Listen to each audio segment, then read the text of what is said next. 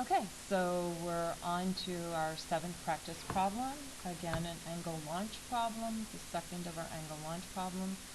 A reminder that if you have not done these problems on your own, you do want to do so before you watch the videos. That's how you're going to maximize your understanding of this. Let's get started. A soccer ball is kicked from the ground with an initial velocity of 15.2 meters per second at an angle of 65 degrees with respect to the horizontal.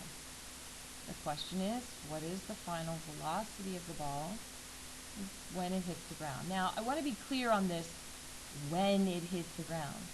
They mean really just as it's about to hit the ground. Because remember, the ground will change the velocity of the object to 0. That's not what they're asking. They're asking for it just as it's about to hit the ground. This is a common way of asking the questions. You do need to be careful and aware of that. Reminder that we do not hit the ground at 0 velocity. If you forgot, back your hand on the table. That sting you feel is the fact that your hand is not gently resting on the ground at 0 velocity. It has some vertical and horizontal component of that velocity vector. So let's go ahead and diagram this. Here's my ground. Here's my soccer ball. I kick it with some initial velocity, 15.2 meters per second. It is at an angle of 65 degrees above the horizontal. It's going to take a parabolic trajectory, and some point over here just before it hits the ground, it's going to have this final velocity. Now I'm going to draw two vectors here just so we're clear on our vectors and our vector components. So here's the initial velocity, 15.2 meters per second. It has a y component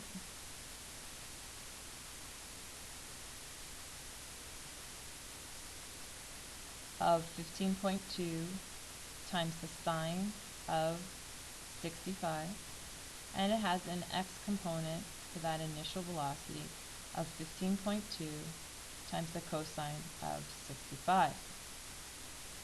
All right, then we have our final velocity vector, and I want to remind you that in order to find a reference angle for that final velocity vector, we should stick that guy right in here. This is the f, right? And our final velocity vector is going to have an x component, which we know hasn't changed, and we'll talk about that in just a second before I fill these in. And it's going to have a y component. And I'm going to hold tight on this 1 second because truly we already know some of these things. So let's take a look at this, and then we'll come back to kind of filling in this and seeing what we actually have to do. So our initial x component of the velocity is 15.2 cosine of 65. Our initial y velocity is 15.2 times the sine of 65. Our final velocity is in the x direction. Recall we have 0 acceleration in that direction, so this is 15.2 times cosine of 65.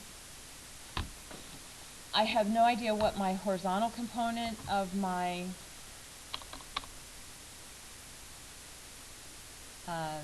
horizontal displacement it is. I don't particularly care. Let's look over here. My vertical displacement is 0 meters. As I start here at the ground, I end here at the ground, and so I have had no displacement. Horizontally, clearly I have had some displacement. But vertically, here's my initial position, there's my final position. They are vertically the same location. And negative 9.8 meters per second squared. So I could put a question mark here, and I could go off and I could, say no here, and no here, and no here, and I could go off and I could use the no t formula to find this. However, it's a lot of work to find something I already know. So let's think for a second. Indeed, I want this piece, and truly, if you remember, we really want the net. It says what is the final velocity, and the velocity has both an x component and a y component. We already know this final velocity in the y direction. And so I'm going to get rid of this. And I'm going to say right here, I need to think about this a second. So let's think about this a second. I start here at some initial y velocity. And I'm accelerated at negative 9.8 meters per second squared until here where v of y at the maximum displacement is 0, right?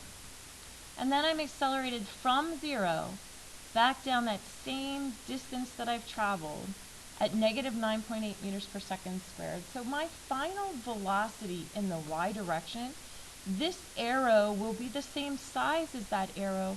They're just directed in the opposite direction. So I already know this. It's minus 15.2 times the sine of 65. That is the final velocity vector. Again, I've gone up from some velocity to 0, and in the same distance I've been accelerated back down from 0 to that same velocity because my acceleration is constant. So the magnitude is the same. The only thing that's switched is the direction of the arrows. So this one is 15.2 sine of 65, and this is 15.2 cosine of 65. That one didn't change direction at all. It's still going to the right. So all of a sudden my problem's easier because all it's asking me to do is take these two pieces, put them back together, and give me a magnitude and direction. And we can also probably make some assumptions about this, but of course I want you to show some work. So let's just show some work. We also need some practice with the Pythagorean theorem. So let's just do it. So VF is equal to V naught x squared plus V naught y squared, right? I'm sorry. Let me just be clear about this. Let me be clear about this.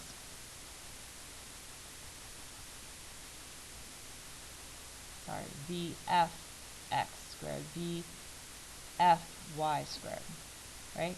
They're the same. It doesn't really make any difference. Aside from a sign, they're the same, and that sign's actually going to end up going away in here anyway.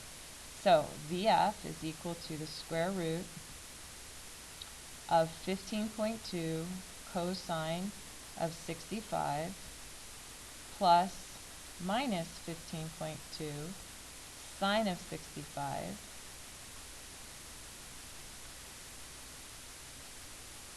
and both of those numbers under there are squared. So let's go ahead and plug into our calculator.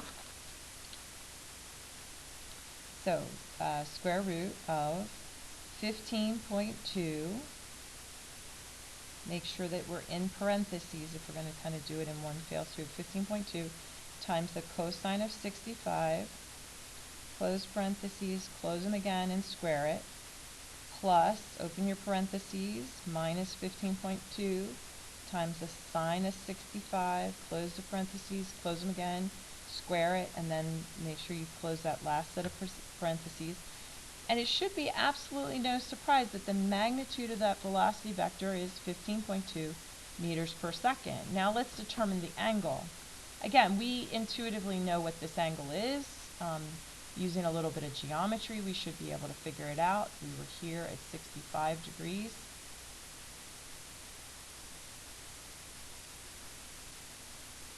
So we should be able to kind of figure out what this is. Oops, 65 degrees, right? We should be able to figure out what that other angle is, but let's do the math and just prove to ourselves that we're correct. So I have the inverse tangent. Oops.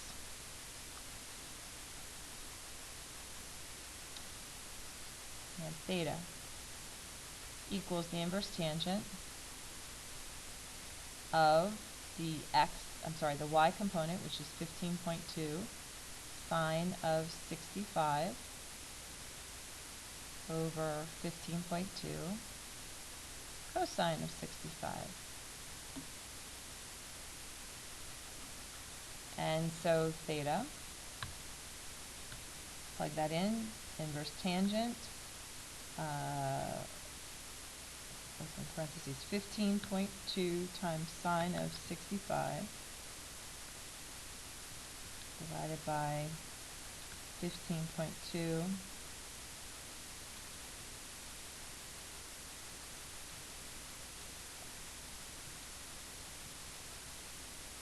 times the cosine of 65. And we've done a little bit of extra work, but we've reaffirmed to ourselves that this is 65 degrees, careful, south of east. So the standard form angle would be 360 minus 65. So it's at 295 degrees, or 295 degrees. And really, we didn't need to do any math for this. We really could have just used what we knew and said, look, if I'm launching at 65 degrees above the horizontal, then when I'm coming in at this point, I'm going to be 65 degrees below the horizontal, because the only thing I'm flipping is that y component.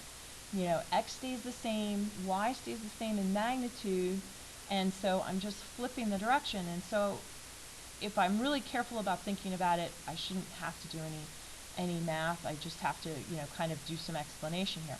But let's just write it up here. So my answer is 15.2 meters per second. I'm going to write it in standard form at 295 degrees. And that is my answer.